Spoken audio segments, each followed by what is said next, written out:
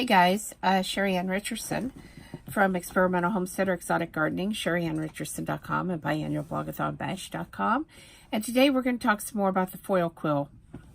Now, my package arrived, and I did show it in the video yesterday, but it was sort of midway, so I know some of you may not have watched that. I have the Cricut Maker, that I am using the foil quill in, and I need to get that really quick because it's a piece of this that just fell out into my trash can that sits under my desk. I definitely don't want to lose this. Anyway, this is the foil quill. Now, I got mine from Home Shopping Network because it was quite a bit cheaper in price than what our local Joann's was. So, that's where mine came from. I did not get the pretty foil quill box like what they have at Joann's, but that's okay. And this works in 4 different brands of machines. The Silhouette, the Brother, the Cricut, and the Sizzix. It doesn't say the exact names of the machines. Like I said, I'm using mine on the Cricut Maker. And I know some people are using theirs on their Cricut Explorer. So I can't tell you for sure which machines this will fit.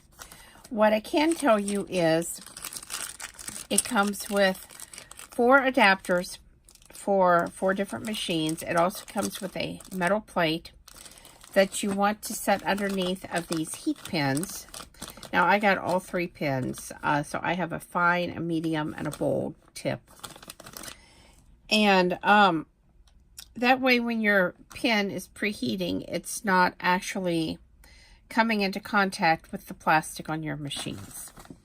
I also got some of the tape with mine and 3 rolls of foil.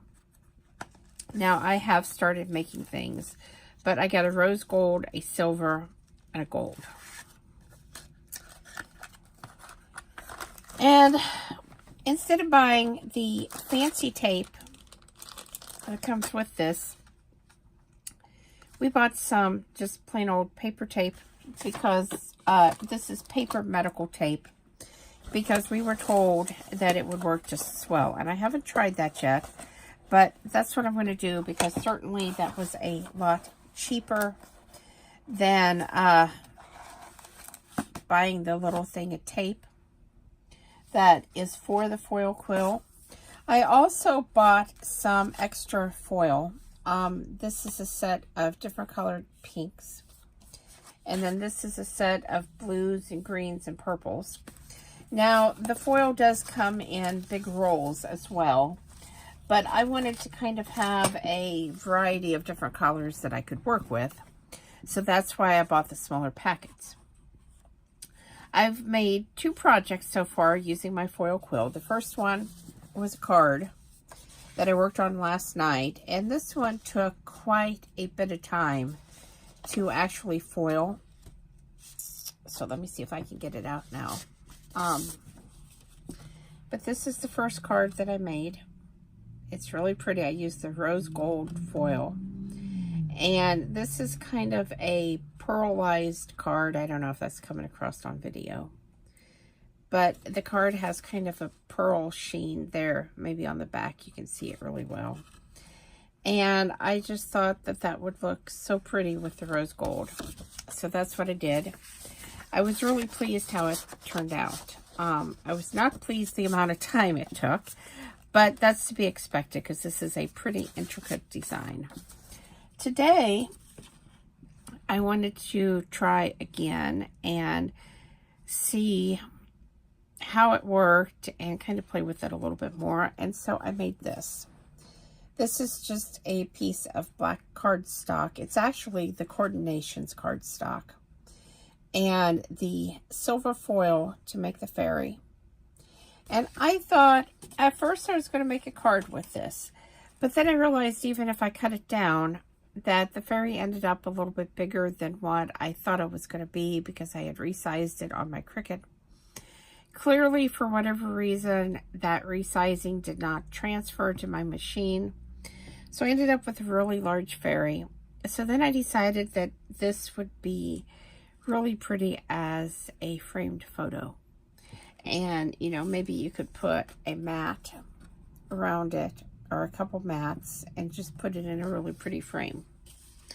So those are the first two projects that I've tried to make with this. And like I said, overall, I'm really very pleased.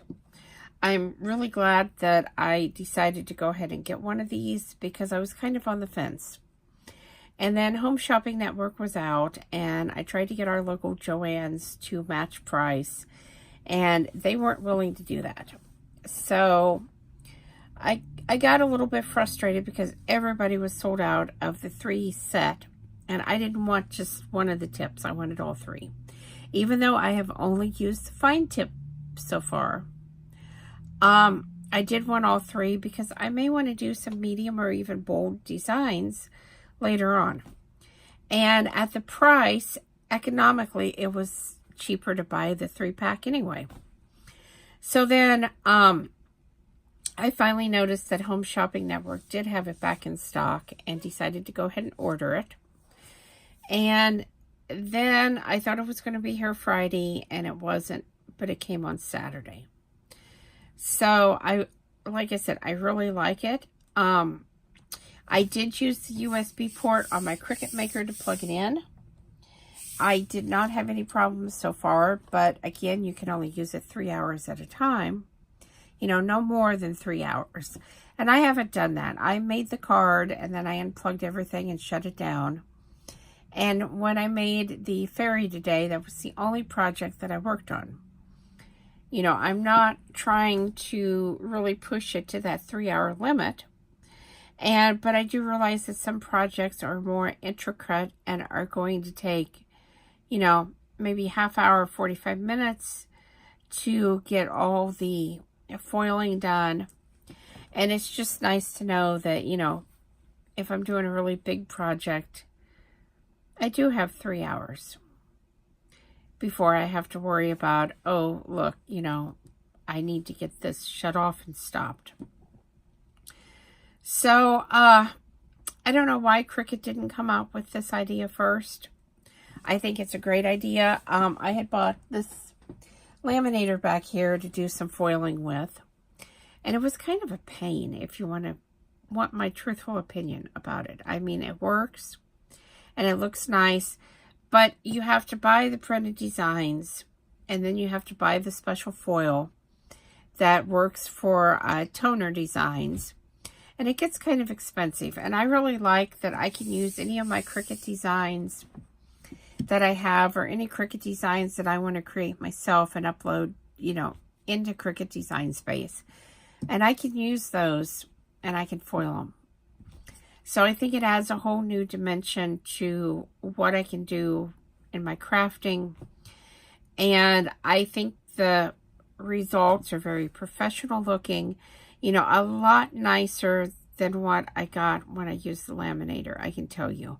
Because the lines on the pre-printed pieces of paper that I bought were a little bit bigger, and then you had that whole cutting out issue. And by using the foil quill on your die cutting machine, you can actually foil right on the card or the item that you want to.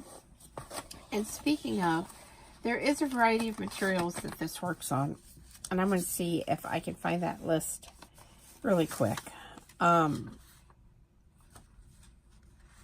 see.